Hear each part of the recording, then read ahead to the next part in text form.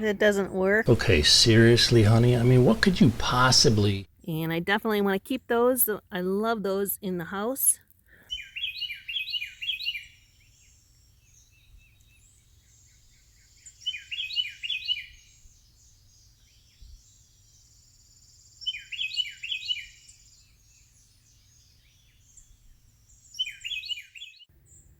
Well, I am up here on the new cabin site, and I am gonna see once if I can start to peel off the bark off of a cedar, that one I use for it's actually like a floor lamp.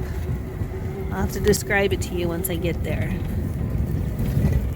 Oh, there's the orange kitty.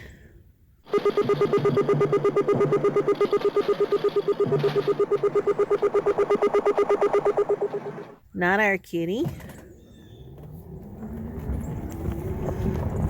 And there's his big kitty.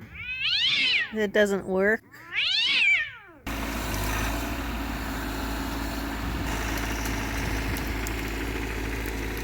That's got to get fixed. But over here, he's starting to stage a bunch for me. And take a look at this one. Probably not the one on the right, although I'm going to try and save some of it. Although it's three, I don't know what you want to call them, three sticks all grown in one. So it's really not going to saw up very well. But I do want to try and save this one over here with all the clay on it for my torch light. Let's see if it's going to peel off, if it's the right time of the year. Looks like he did scrape it a little bit, but I think I can get to it. I made a cut right here, so let me see if I can start from back here. Now, I didn't bring my tripod, so I'll just take you some shots in between.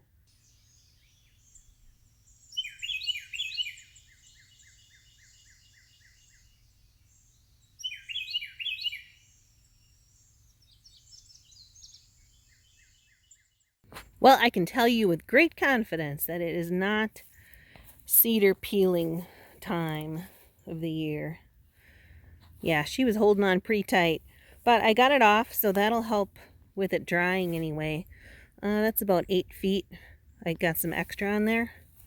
I'm going to try and knock off some of this dirt so the roots can start drying too. Okay, seriously, honey? I mean, what could you possibly make out of this thing right here? It's supposed to rain, I think tomorrow, next day. So get that stuff off. That'll help them dry too. Now some people might say, well, why didn't you just scrape it off? Well, then you lose all of these nice natural curves. And I definitely want to keep those. I love those in the house. So that's why I did not scrape it. But that's another way of doing it. Boy, this beauty here, gosh. I mean, it's very large as far as the root ball and the actual tree.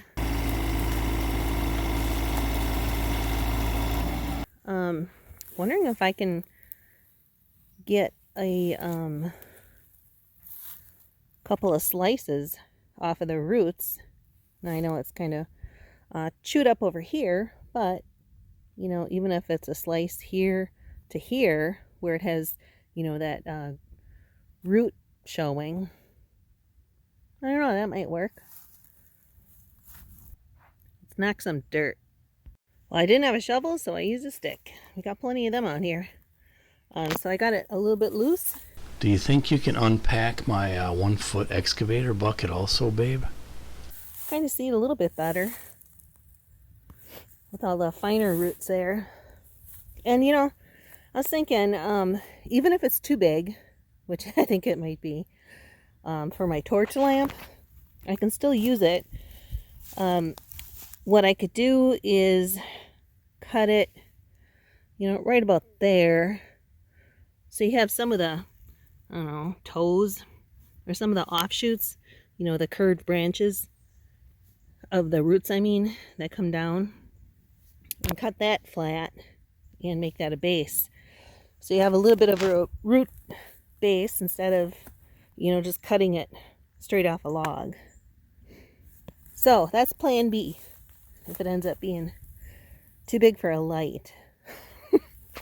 I think it might actually be too big for even our living room. Well, honey, you always say go big or go home. Usually he'll knock the clay off. He'll put it up in the excavator and drop it off the little grabber there. Okay, I know it's called something else. But anyway, he'll drop it off a few times and let the dirt fall off. I'd love to find a buried treasure under one of these trees. But I didn't want him to do that for obvious reasons. I didn't want the roots damaged. Now, yeah, they got a little bit of damage, but that's okay. We'll see once first if we can even use it. Let's see what else I can find out here. I got the whole place to myself. Huh.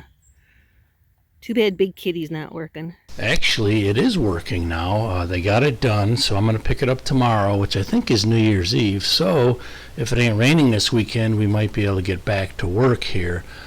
And if you want to see what happened with the excavator, catch the last episode. I think it was episode number 3.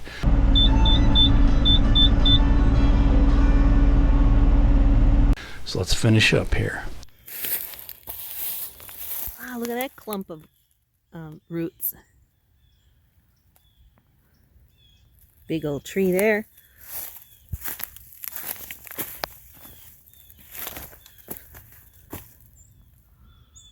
Oh, that would look kind of neat up against a wall. Wait, what? Wonder if I can cut it down.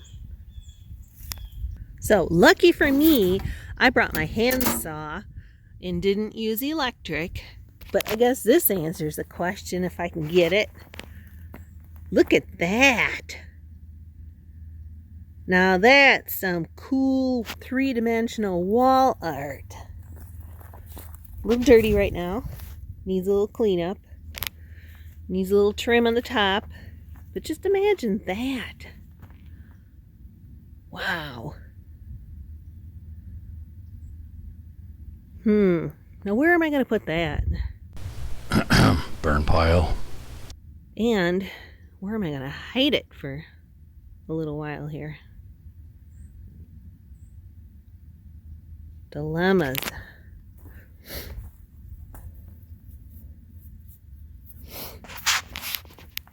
And you can see up close the little tiny roots that are still connected, which I think just adds a whole nother level of coolness. I mean, it wouldn't stick out very far from the wall. Maybe 4 inches, 6 inches. Right now it's just laying against the UTV, but I would put it a little bit flatter. Obviously trim some of these long beards over here and shape it. But wow, now that's unique. So next weekend, pressure washer.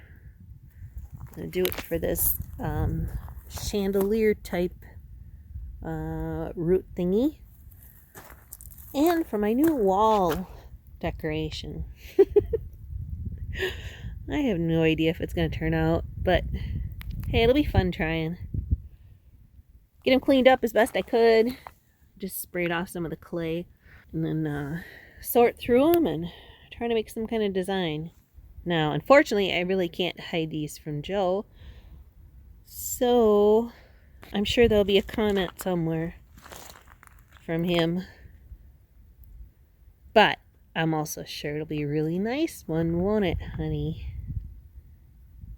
Oh, dang it. Does that mean I got to go back and undo all the really cool editing that I did?